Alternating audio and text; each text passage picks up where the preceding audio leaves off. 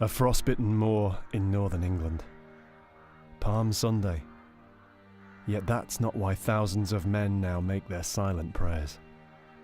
They know what is to come.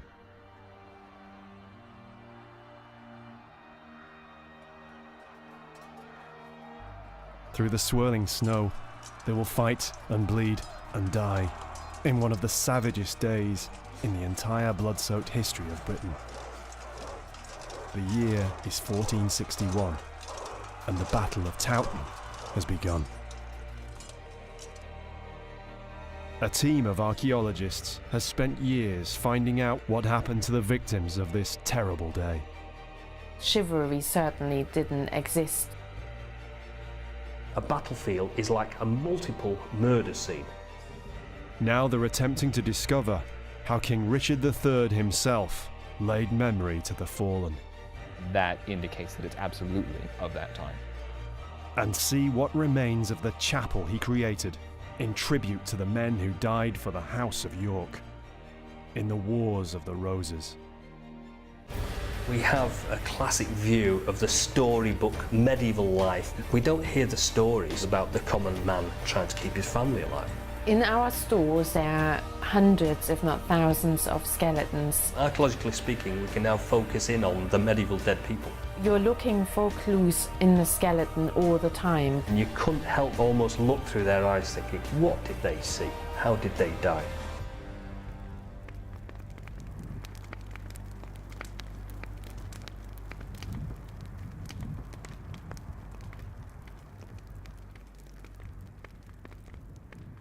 So followed a day of much slaying between the two sides. And for a long time, no one knew to which side to give the victory. So furious was the battle, and so great the killing. So wrote a contemporary 15th century chronicler. The Battle of Towton, on Palm Sunday, March the 29th, 1461, was one of the largest ever fought on English soil, and almost certainly the bloodiest. It left a scar that took generations to heal. The legend of Towton is left to us by the chroniclers. Some 60,000 men from the rival houses of York and Lancaster fought there. It was the culmination of years of dynastic conflict for the English throne, known as the Wars of the Roses.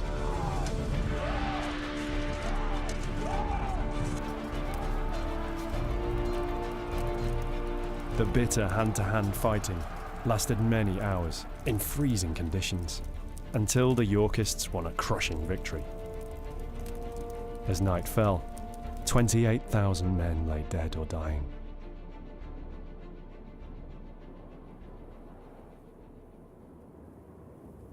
When, almost 5 centuries later, the remains of some of the dead were discovered in the Yorkshire soil, it was clear just how terrible that day in March 1461 had been.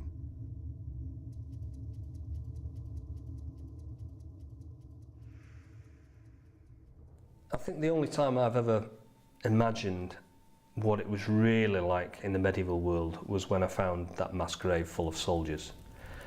And it was so obvious, it was so apparent how much these people had suffered, that as I was literally troweling away at these people, you just could not help but thinking, good grief, these people suffered so much.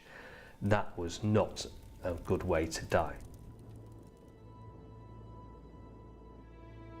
The victory at Towton brought Edward IV to the throne and ensured Yorkist dominance for many years, until the wheel turned once more and the dynasty was brought to an end in 1485 with the defeat of Edward's brother and successor, Richard III. Whatever else the reputation of England's most controversial monarch, it seems Richard never forgot the sacrifice so many made on the battlefield that saw his brother become king. Nothing remains on the surface now to mark the battle. The stone cross is a 20th century addition, yet Richard III himself is said to have been in no doubt as to how important Towton was to his family's cause.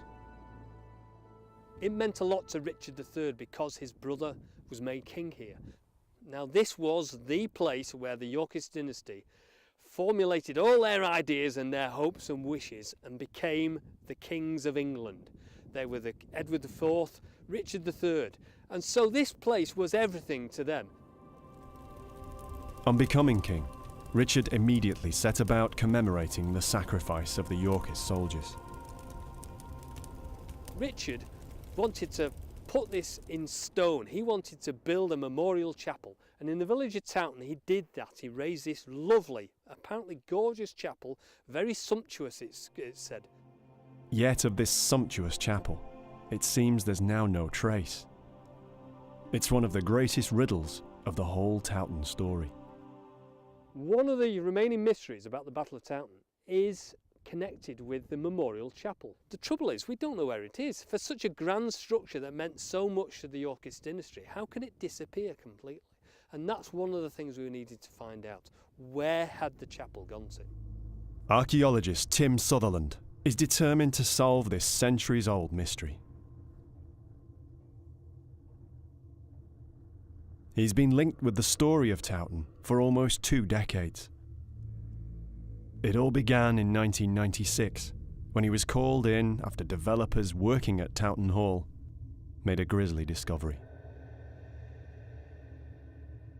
We were very fortunate in Towton in that when a building was being replaced, they dug new foundations and they dug deep enough to actually uncover human remains. The builders had discovered the last resting place of some of the Towton dead. The only mass grave from a medieval battle yet found in Britain. These things are incredibly rare. A lot of mass graves are buried very deeply under the soil. Usually they're buried in places where they are not going to be disturbed. There were approximately 50 skeletons in the grave, each one a snapshot of life from half a millennium ago. Time was limited. There were just 5 days in which to carry out an excavation. A team of archaeologists from the University of Bradford was called in, including Tim Sutherland. Those skeletons really brought home what a rough life it was. You could see by the physique of the people, they were really robust people. They were very strong, and of course you had to be. They were working on the land. They were doing physical, hard manual labour a lot of the time. They were tough people compared to us. These people had been killed fighting or had been caught up in a fight, so they had evidence of extensive trauma, head wounds and wounds to the body. The weapons, the arrowheads, for example, still exist and still lie in the soil. Working with Tim to help find these traces in the Towton soil was metal detector expert Simon Richardson. A metal detector is a perfect tool. It's the eyes under the ground, if you like. Simon has decades of experience in metal detecting, and he works alongside archaeologists, adding an extra layer to remote sensing surveys. I know the archaeologists have their geophirs and the magnetometers, but the metal detector for me goes one step further. I can find minute objects, things like arrowheads, coins. I can cover a lot of ground fast, where it could take archaeologists weeks, months, even years to find the artefacts, to find things I can find with my metal detector. And then I will complement their survey once they started digging. Simon had already spent many years developing his skill on all kinds of sites, including medieval battlefields. If you're on a medieval site, you never quite know what's going to come up next. And it can be absolutely thrilling. Over the years, Simon has found a wide array of artefacts from Towton, each one carefully GPS logged. This is the sword shape. It would have gone on the end of a leather scabbard from a medieval sword. It has like almost filigree work at the top, decorative pattern, but that has been cut through with a fine-edged weapon. You see where the blade has stopped there. So this has probably been on the end of the scabbard alongside somebody's lower leg, and somebody's taken a swipe at it with a sword and actually cut the artefact through, and probably the chap's leg as well. Many of the finds are grim reminders of what men faced on the day of the battle. Yeah, this is what a medieval bowman would have shot in the heat of battle. So this particular arrowhead, I could say for certain, has been stuck in a body, and the body's rotted and the arrowhead's fallen out, with a large number of other ones. From the recorded positions of the artifacts, Tim has been able to build up a detailed plot of exactly where the main contact areas were during the battle. It was the first survey of its kind in Europe, and it enabled Tim to interpret the events of that day in 1461. It's difficult for us to imagine what a medieval battle was like. We're quite soft in the great scheme of things. We do not attack each other with big clubs or with big machete type implements. And so of course we grew up with a very safe feeling. But in the medieval period it was different. Medieval battles were relatively common, or medieval conflict was at least. So you've got the formal Lancastrian army here, lined up behind us here. We've got the formal Yorkist army lined up on that ridge. The Yorkists slowly move forward, but in line. The battle began, with both sides unleashing thousands of arrows. Because the wind is in the Yorkists' favour, when the Yorkists lose their arrows, they go further and actually manage to hit the Lancastrian soldiers.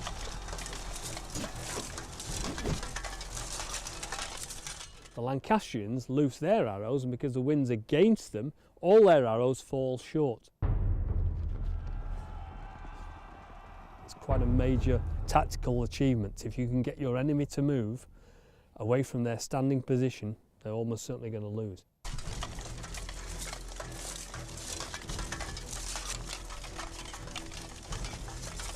The Yorkists, they can stay put. The Lancastrians can either withdraw or they can attack.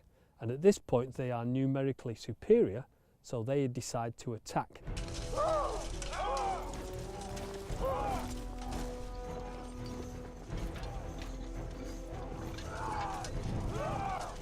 Now the Lancastrians are moving off their fixed position and have to travel down the slope into the valley bottom to meet the Yorkists. And this is where they formally engage as two armies.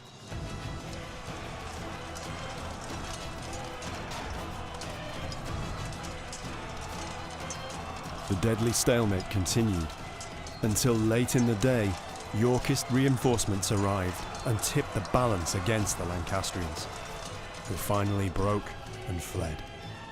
The whole of the landscape is just full of people fleeing off the battlefield in all directions. Some people tried to get to Tadcaster, to the river crossing. Some people just tried to make it through all the marshes, across all the rivers. From here onwards, you're getting people being hacked down in the landscape. Everything was decimated. The people were being killed, the houses were being burnt, everything was being looted. It's possible that the men buried in the mass grave were killed during the chaos and carnage of the rout.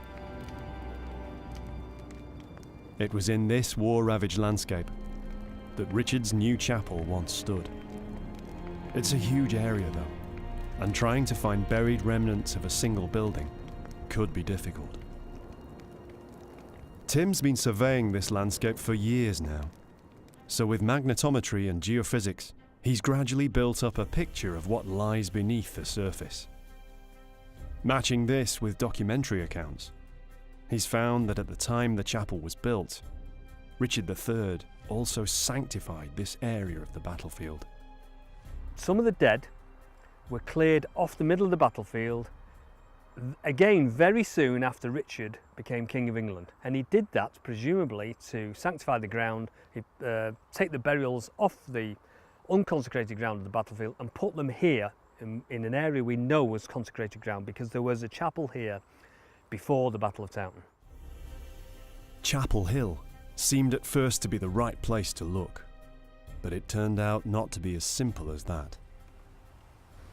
So over the last 15 years we've covered this whole field in geophysical survey and excavation. Importantly, we've excavated some of these features. So the whole of the top of Chapel Hill here has been excavated. We know that this is a plain field covered in medieval field systems, and there's nothing that remains of a chapel or any structure out there. The only bit of Chapel Hill now that we haven't looked at intensively is inside the garden. Let's face it, this is the only place left where it can be. We've looked everywhere else. So if it's not here, then there's going to be no trace of it.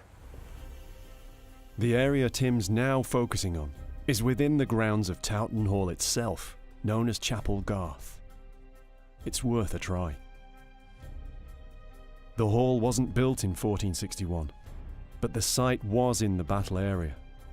The defeated Lancastrians almost certainly retreated through here.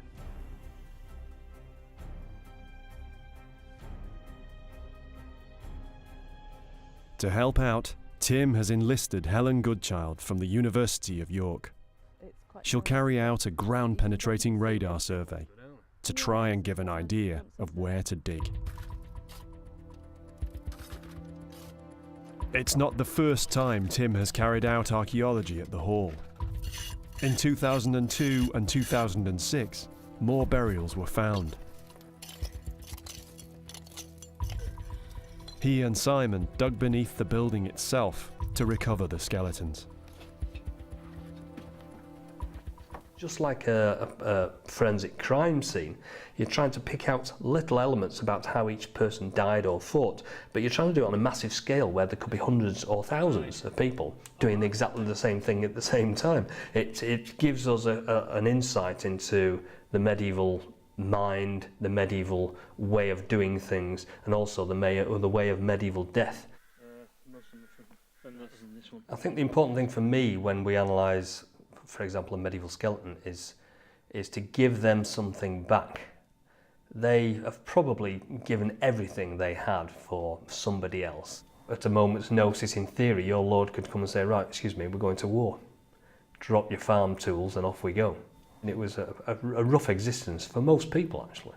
Still more burials were found under the driveway at the front of the hall. Throughout the project, every skeleton was painstakingly removed and conserved by trained osteologists. Malin was there right from the start. At King's Manor, home to the University of York's Department of Archaeology, Malin examines some of the skeletons. When we were excavating the grave, we were trying to unpuzzle every single skeleton and work out which bones belong to which skeleton. And the only reason that was possible because every single person on that site excavating that grave was a trained skeleton expert and osteologist. The sheer number of skeletons in the pit made it hard to make sense of. The position of one created a misunderstanding about how the individuals may have been killed. It appeared as if one skeleton had the arms tied behind their back. And of course that had massive implications with regards to the interpretation of this grave, because it suggested then that perhaps at least one, if not all of them, were prisoners. The interpretation that there were prisoners executed during or after the battle is a myth that's dogged the story of the excavations. Yet careful recording of each individual bone meant this could be disproved. This myth that had been created about this possible prisoner could be dispelled by the fact that we closely analysed the skeletons and we realised actually we'd recorded one arm twice. And one of the arms of this individual that looked as if he'd had the arms tied behind his back, one of those arms actually belonged to somebody else and had therefore been recorded twice. So that myth was completely destroyed. Analysis showed, though, that almost every skeleton carried some evidence of violent injury, the grim reality of the medieval age of chivalry. The general opinion was that the Battle of Towton, and probably all medieval battles, were actually quite chivalrous, and that they were very honourable and quite romantic in a way. It was quite shocking to a lot of people, the sort of gory facts that were revealed through our analysis, that this wasn't chivalrous at all. It was a really bloody battle, that people probably had that red mist effect where they couldn't exactly control what they were doing anymore. They weren't in charge exactly of what they were doing. It was just hacking around one another. The 4 skeletons removed from beneath the dining room of Towton Hall showed the signs of a hard life spent soldiering. Most of the individuals who we've analysed from the Battle of Towton were aged usually between sort of 18 and 45. This individual here was buried in a grave on his own. He's aged 36 to 45. What is obvious is that this person was quite fit and muscular as well. The men who fought the Battle of Towton were mostly in the prime of life, yet their bones carry physical evidence of violent death, often from multiple injuries. This individual has got 6 skull injuries. Some of them as minor as this superficial stab wound, but there's also, if you can see here, a triangular cross-section of a much more deep, penetrating stab wound.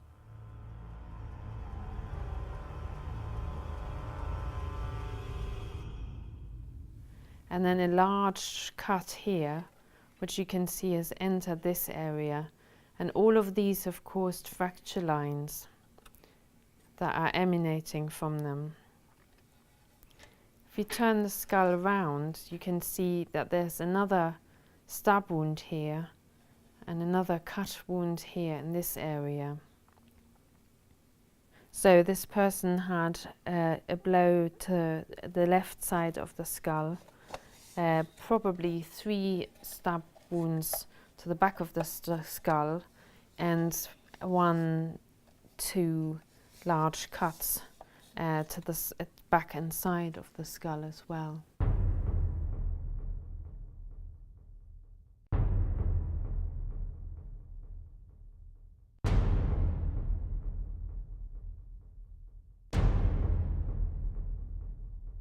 Some of the trauma marks are small and easily missed, but with careful analysis, it's possible for Malin to interpret how they came about.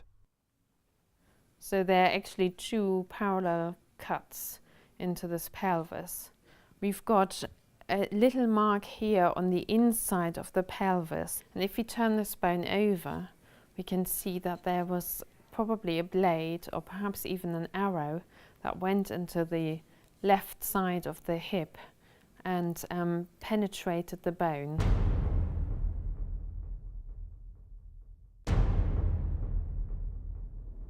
More than one of the skeletons has unusual blade trauma to the jaw.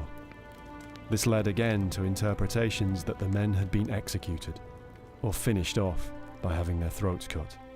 So this individual has actually also got a cut there on the jaw in exactly the same place as the previous skeleton, but a much deeper cut that's actually come from the sort of front and the side, and then bone has splintered off upwards and downwards on the lower jaw.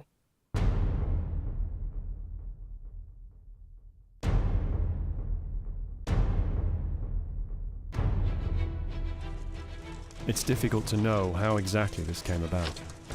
There were many ways to get injured in a medieval battle.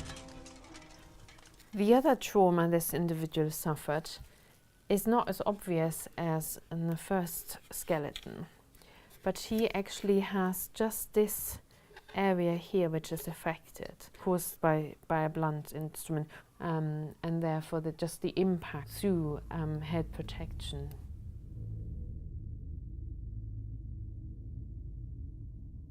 One of the skulls carries an injury that was evident straight away as it was excavated. It's one of the most horrendous found on all the Towton skeletons. This injury here was noted immediately on site during excavation when his skull was exposed. It's a cut that's come from above and the left-hand side of this individual, and it actually ends here, so it was probably the tip of a sword which severed this person's lip and maxillary bone here, and also his teeth. I think it must have come from the left side and above.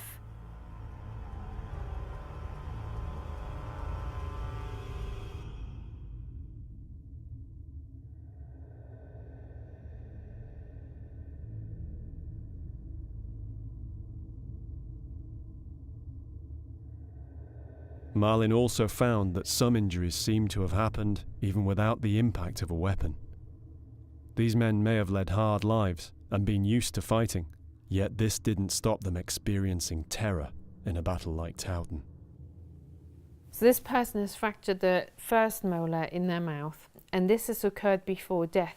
And when we spoke to soldiers who would currently be fighting, they said that in the midst of battle they clenched their teeth to such a degree that it actually causes fracturing of the crowns of the teeth. Of these 4 skeletons, 3 had been buried together in a triple grave. It seems possible that brothers, sons, fathers or cousins may have faced battle together that day in the snow.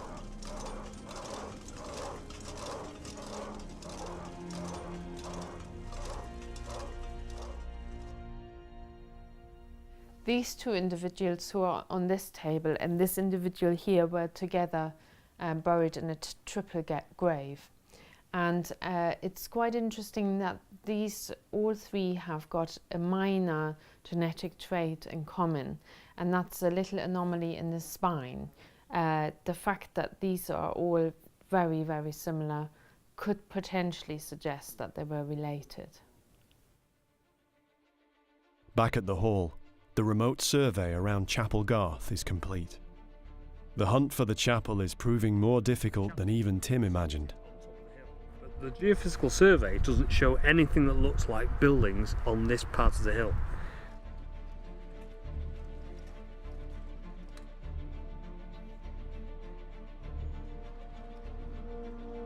There's one last place he wants to look. The radar survey showed up a small anomaly under the garden at the front of the hall. Now, with all the other options exhausted, he tries one last throw of the dice.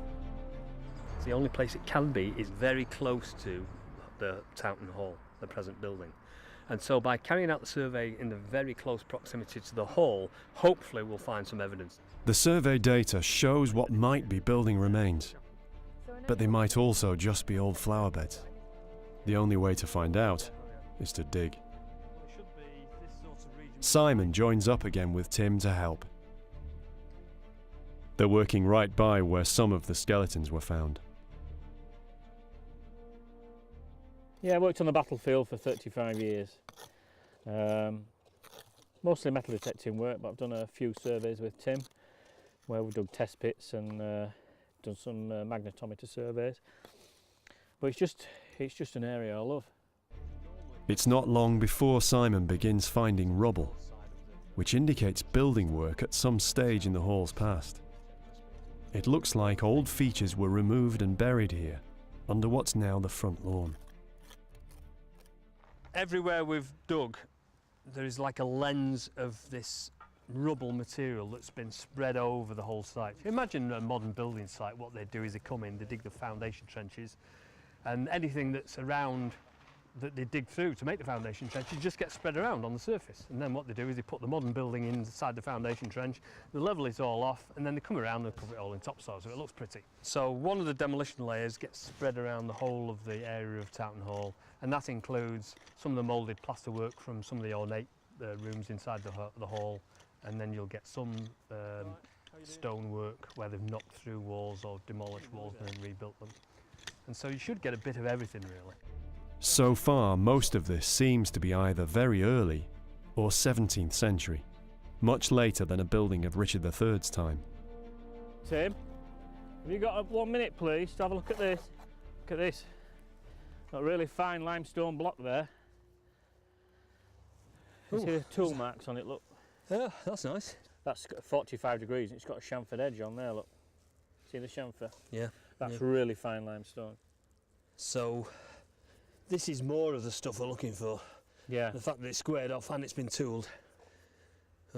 It's more of the quality we're looking for. Earlier, but that looks very We've got good. another block there as well, look. That looks nice. Yeah. That's really fine, is that? Mind, It's it could not just been be a finished, win. has it? It's not been polished.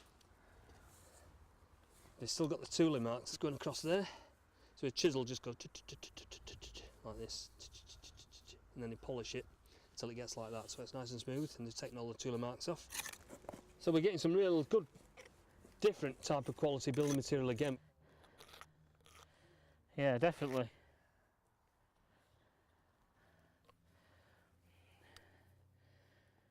Maybe the edge of a windowsill.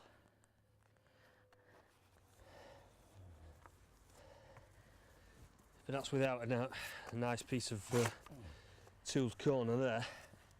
Excellent. Oh God, he's still going down. Yeah. The stone fragments are the first real clues they've found. Evidence of what looks like a medieval building somewhere here. But with no foundations or walls still in situ, it's difficult to be sure. Could they be from Richard III's chapel? Where is Richard III's chapel? It's a very good point because it's somewhere tantalisingly close to this site.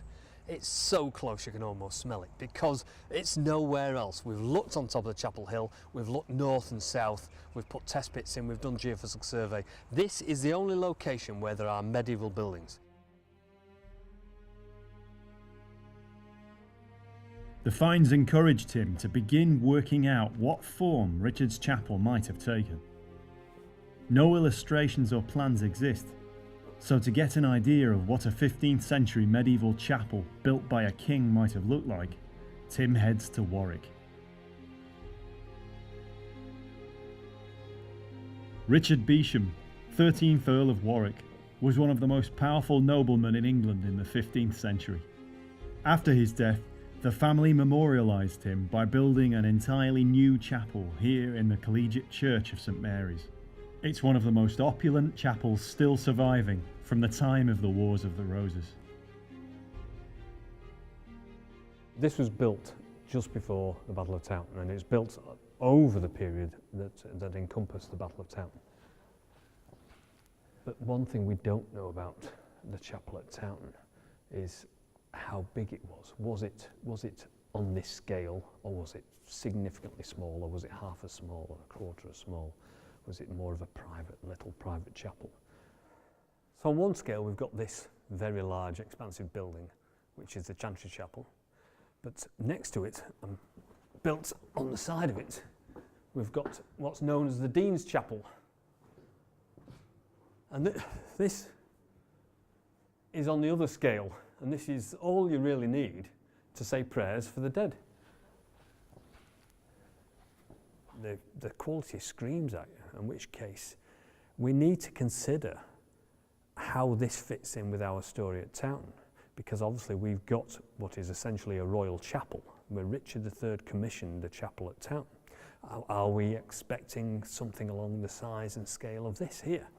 And it's almost inconceivable that something like this could disappear and nobody would ever see it again. So is it considerably smaller? We've got a very small private chapel attached to the Beauchamp Chapel here, which is basically enough room for a priest to say prayers, which is all you really needed if you are saying prayers for the dead continually, which is what a Chantry Chapel is supposed to be all about.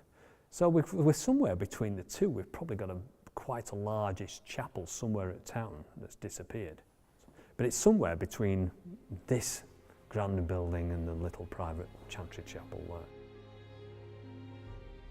To try to narrow it down between the two, Tim needs some expert advice. At King's Manor, Anthony Massington checks out the finds. He's a buildings archaeologist and specialises in the techniques and styles used in medieval stonemasonry.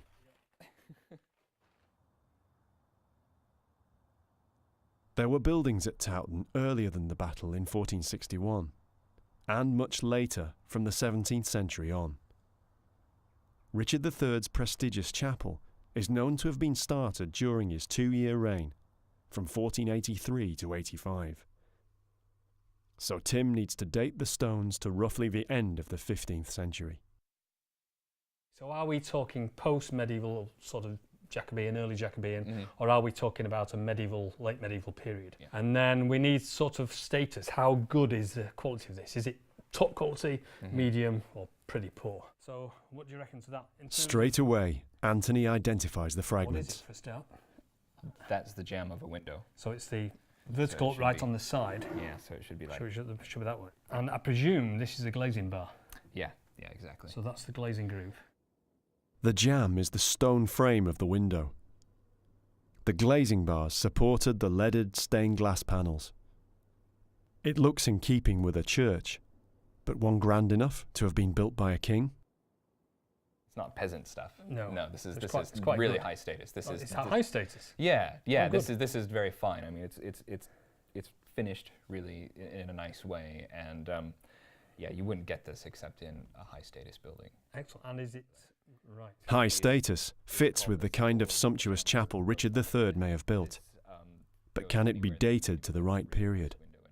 And this sort of chamfer style is current from the end of the 13th century all the way to the mid-16th. It's a really broad range. Tim needs to narrow it down. Maybe some of the other pieces can help. That's good news. Yeah, So that yeah. would tie that in theory. Let's go on to one of the other major ones. So, for example, this one. This is a mullion in a window. So this is the stone bit that goes straight up and down. The central parts, or Yep. one of the central parts. Exactly. So you have a big opening for a window, and then that's divided up by stone bits into individual lights in a window. In the medieval period, stained glass panels were usually fairly narrow, because otherwise the soft leading would bow under the weight. Mullions strengthened the windows and divided the glass. I mean, you've got glass here and glass here, but we don't know if you had another one over here and over here to make it a really wide window. We can't tell from Yep. this one piece. Yeah. So the molding profile here is this diamond pattern, and that diamond pattern is most common in the 15th century. Again, this pattern does sort of appear in the 13th and the 14th, but really its heyday is the 15th century. So that is a very And good the sign. quality of this is good? It's beautiful quality. Excellent. It's Oh, fine right. quality. It's really finished off well. So it's not particularly fancy in terms of its ornamentation of its Right. molding profile, but when they finished it very nicely. So they're all high quality. It's not just any old stonework that's been No. thrown up into a building. This is good stuff. No, it's very Excellent. good stuff, yeah. The fragments seem to fit with a building of the chapel's status, But one thing you can say about and Anthony can detect more clues from their condition. I presume is lime mortar. Chris, I mean, this is as nice as the day it came off the sort of, the day the mason finished with it. Yes. And then they put this nice, lovely, very thin skim on, so that it could either be just stand there and be white to be very nice, or be painted. So this is the side that's being presented to people inside. Right. Whereas if you look on this side, That's interesting then. That's definitely rougher, isn't it? this I is mean, much rougher. This has been sitting outside for a little while. If this is Richard's Chapel, then this was built in 1483, 1484. There's much evidence here that indicates that it's absolutely of that time. The evidence points to the right date. Now can they back this up with anything about the shape or style of the window? I would initially have said this is a corner of a window sill, and this is the inside. You can't tell if this is necessarily a head or a sill. Without finding a piece of stonework that has a slight curve to it, you're not going to be able to Well, tell. that's when I might be able to help size you, of your because there is this one, I mean, we're talking about very, very slight Tiny curving. curve. That's the only bit of curve that Let's I take can a look at find that. anywhere in any of this. No, my initial feeling on this one is that that's been cut that way. That's Right. tooled Oh. off. Because I think I'm seeing a little bit of tooling, and then we can Right, tell but you that may what came be from. a part of the upper framework of a Yeah. curved Yeah, window. yeah, it's so Right. nicely finished here that I'm pretty sure that's intentional. The fragment seems to hint at arches, though just how tall or wide the whole window was can't be judged without more evidence. But there's one more thing Anthony can tell. These fragments aren't reused. So this is primary rubble. This is primary, and it's not been reused.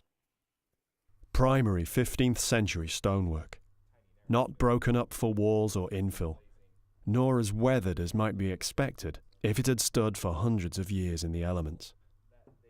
Tim begins to suspect what might have happened to the chapel. I'm pretty certain that this ties into a period of the hall when it was renovated in the 19th century. Now this is the tricky bit, because this suggests that somewhere there was an upstanding chapel that was renovated and knocked down in the 19th century. We don't have that, so we've got a problem there. Unless, of course, we're talking about a building that just got buried within another building. Is that possible? Those sorts of buildings are really ephemeral and they get repurposed, and then once they get repurposed, fragments of them can hang around for centuries, and bits of them will come out as a building gets renovated. So it's entirely possible that somewhere in the core of the present building, you've got the chapel. Towton Hall first appeared sometime in the 17th century.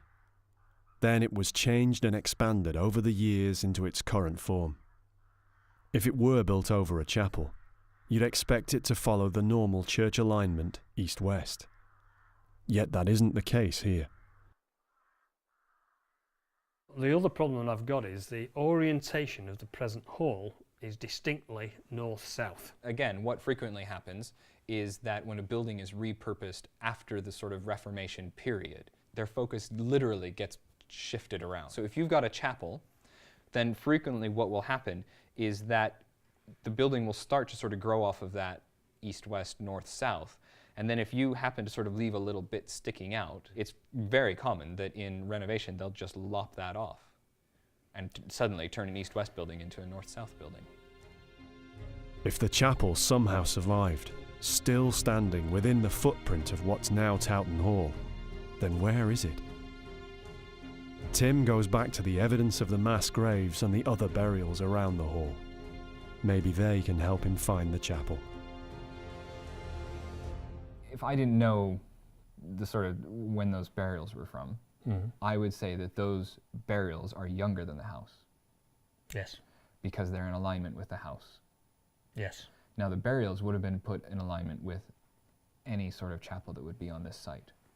I've never seen a building follow a burials alignment, a skeleton's alignment, but I've seen lots of buildings following the alignment of an older building that they're building on top of. The three things that leapt out at me when I looked at this plan. The first thing is that the house respects the alignment of the burials.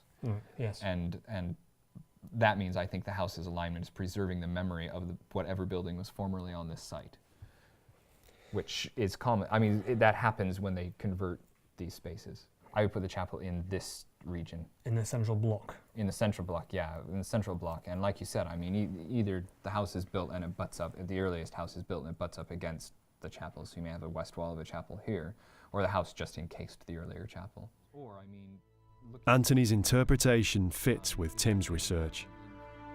After the battle, the landscape was sanctified. Many of the dead, hundreds, perhaps thousands, were recovered from the fields around Towton. With due care, they were reburied in the consecrated ground of Richard III's chapel. As the centuries passed, Towton Hall grew around it until the chapel itself was gradually hidden within.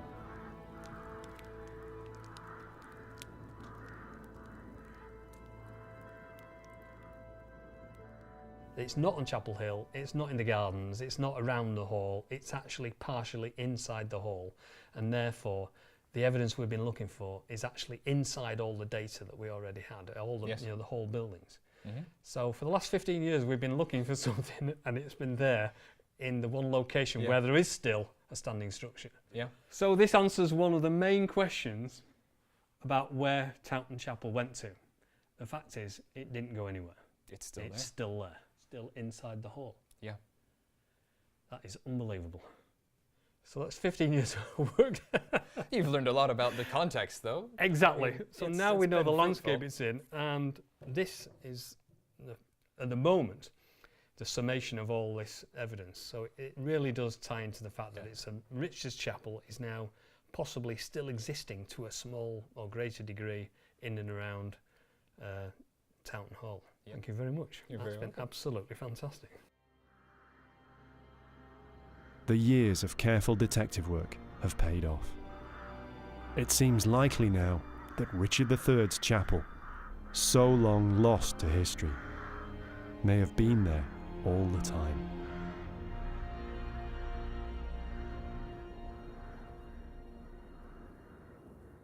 I've been looking for the chapel for so long. It was one of the primary objectives of starting the whole of this project off. It was the story that motivated a lot of people. This was the missing chapel of Richard III. in all the places where we've looked, this was probably the last place we'd actually consider finding. It's actually structurally standing still there, inside another building. More than 5.5 centuries later, the memory of Towton lingers in the Yorkshire fields, and in their many thousands, lost within sight of York's great minster, the dead still lie.